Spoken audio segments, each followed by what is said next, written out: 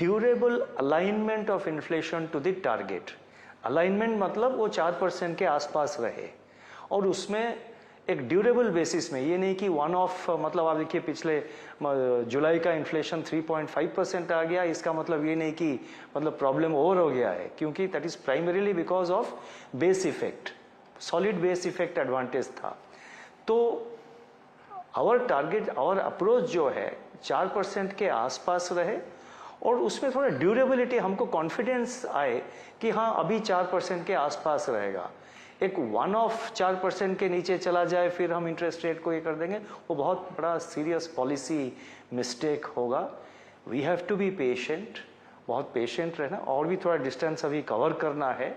और जहाँ तक ग्रोथ की सवाल है, ग्रोथ सैक्रिफाइस, अभी तक जो ग्रोथ सैक्रिफाइस है वो बहुत ही मतलब मिनिमल है, बिल्कुल ना होने की बराबर है।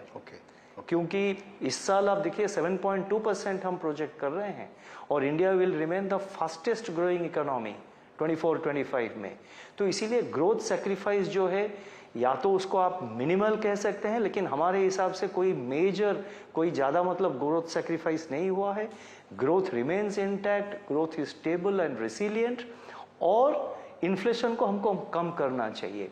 देखिए वेजिटेबल प्राइसेस या फूड आइटम्स को अगर आप निकाल देंगे और फिर आप कहेंगे कि नहीं इन्फ्लेशन कम हो गया, फिर आप एक आम जनता के पॉइंट ऑफ व्यू से आप सोचिए, अगर फूड प्राइसेस ज़्यादा है, हम सिर्फ जिसको कहते हैं कि कोर इन्फ्लेशन कम हो गया, ठीक है इन्फ्लेशन कम हो गया, अगर वो कहेंगे, वो क्रेडिबल नहीं रहेगा जी, वो क्रेडिबल नहीं रहेगा। लोगों के, आम जनता के माइंड में ये रहेगा, कैसे आप कह रहे हैं मेरा तो इतना खर्चा हो रहा है, मेरा सैलरी इतना है और उसमें से इतना परसेंटेज जा रहा है फूड कॉस्ट में, फूड इन्फ्लेशन, कैसे सरकार कह रही है, कैसे आरबीआई कह रही है कि इन्फ्लेशन जो है कम हो गया। इसीलिए फूड इन्फ्लेशन, हमारा जो हेडलाइन इन्फ्लेशन जो टारगेट है, उसमें एक बहुत बड़ा इंपॉर्टेंट कंपोनेंट है।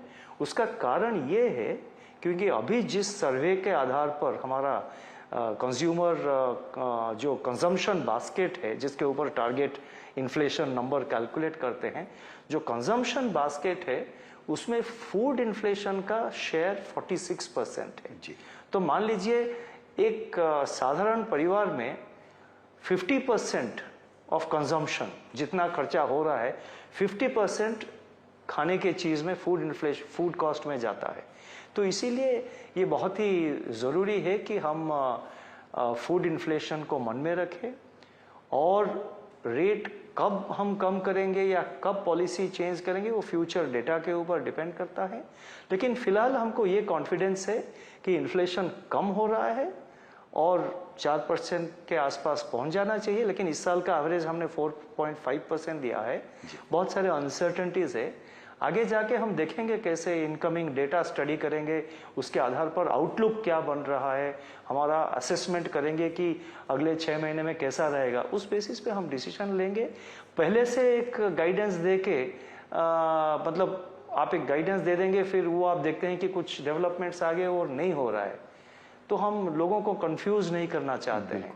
लेकिन we are completely focused on inflation, we are keeping close eye on growth, we are keeping close eye on inflation. We want inflation to, it is coming down, we want inflation to go and be around 4% and be there.